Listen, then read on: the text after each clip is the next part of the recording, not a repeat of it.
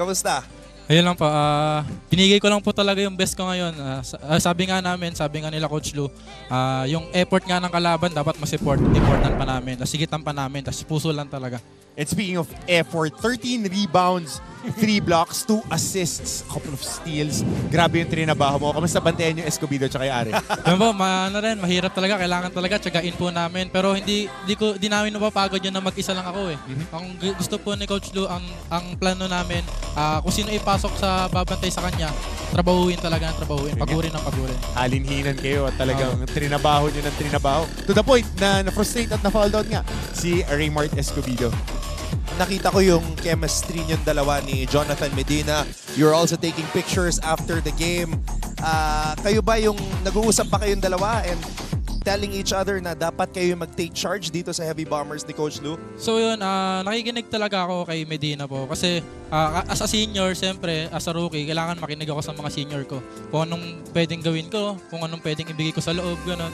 Tsaka, ina-advise nila ako na dapat bigay ko lang yung kumpiyansa ko sa laro. Alam naman nila yung laro ko eh. Kumbaga, kumpiyansa lang talaga. Yun lang.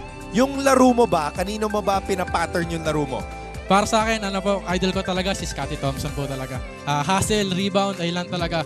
Kusang pag-open shot, yun na yun. Pero pag rebound talaga, idol ko talaga. Actually nga, nanood pa ako kagabi ng mga highlights ni Scottie sa rebounding. Kaya pala. Kaya pala. Pinanood ko pa po talaga yung mga highlights ni Scottie sa rebounding. Kaya yun, na-apply ko ngayon. Kaya pala naipagpalitan ka ng mukha sa ilalim. Ganun talaga yung laro mo. Tsaka ang ganda ng bitaw mo kanina.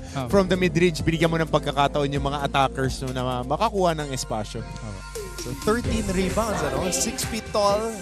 MJ Raymundo. Kala ko 6'3 yung nakasulat kanina. Nagulat ako sa iyo. Si Barrera pala yung 6'3, si MJ. Parehas kayong MJ ni Mart, no? Mark James po. Mark James kasi siya eh. Pero ikaw, MJ talaga. Marvin James po. Marvin James, okay. So there we have it, MJ Raymundo, career high performance. Pwede mo na batiin lahat ng mga nagmamahal, lahat ng sumusuporta sa'yo.